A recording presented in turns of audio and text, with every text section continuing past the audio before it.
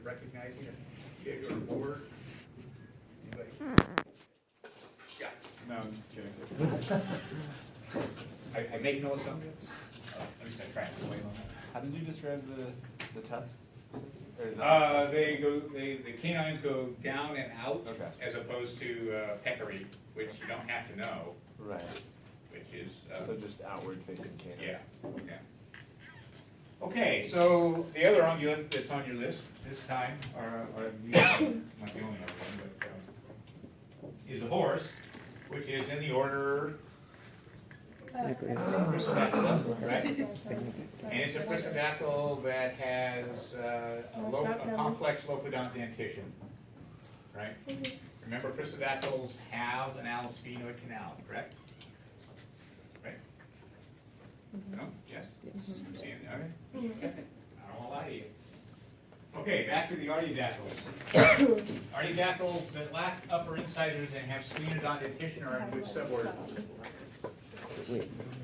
Ruminantia, right? So all the rest of these critters are in the ruminantia, suborder ruminantia. Okay, how do you recognize the family Cervidae? Has all three, the two lacrimal canals, lacrimal fenestration, and lacrimal depression. Correct. So 2 lacrimal foramina, the rostral or antorbital fenestration, and the pit or depression, the lacrimal depression or the antorbital depression. The key calls that a gap, I think. Yeah. Don't like that term. Shutters. Okay, so that gets you into the family, Cervidae. Now you've got to break it into, you've got 2 different genera right here. You've got Cervus and Otocoileus, if I don't knock it over. How do you separate Cervus out from the screw? Cervus has what? What's the feature of the skull? The vomer not extending posteriorly. Okay, the vomer is not, it doesn't fully divide the nasal passage in Cervus. It does. It has little upper I'll canal. give it my hand. It does in Otocoileus. Okay, so if you haven't seen that, take a look at it. It's a really easy character. Okay. Cervus will also, in an adult, will have canine teeth. Also. Okay. Anybody gonna have trouble with the elk body? Okay. Take a look at some pictures of elk. Yeah. Question? So the vomer extension is in both the otocoileus. Yeah, both the Otocoileus species will have the vomer fully dividing the nasal passage, yes. Well, it goes posterior of the Yeah, palate. posterior. Yeah, I mean, the main thing is, it's not just that it's posterior, it is posterior, but it's also tall. Okay. It goes So up. not fully separating. Yeah. Gotcha. Yeah. Okay, so we've got 2 species of Otocoileus to know.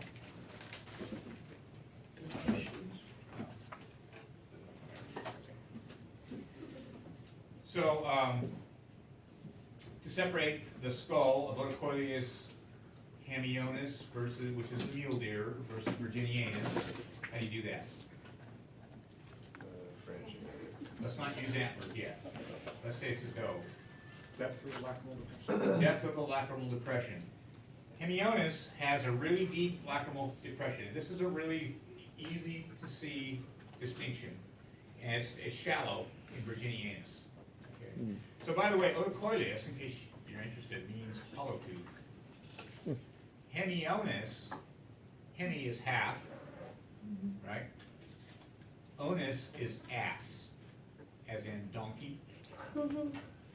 Hemionus, a half ass. It's a mule deer. What's a mule? Half horse, half donkey, right? So, it's nice when these things make sense. Sometimes you wonder where they come up with this stuff. So, what about the antlers? What are the differences in the antlers? Dichotomous branching. Speak up. The dichotomous branching. Okay, what's that mean?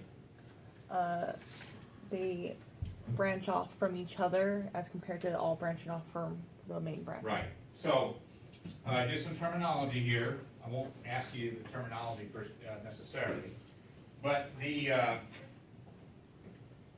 are called tines. T-I-N-E-S. Okay.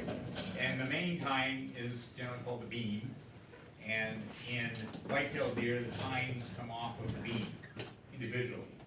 So the larger or the older, the better antler that the animal has, the more tines there will be, but they all come off of the main one. In mule deer, they are continuously or dichotomously branching, so that if there were, in an older animal, so this is a 4-point buck, if there was another set of branches, they would each come off of the existing branches. So there'd be a branch here, and a branch here, a branch here, a branch here, and so on.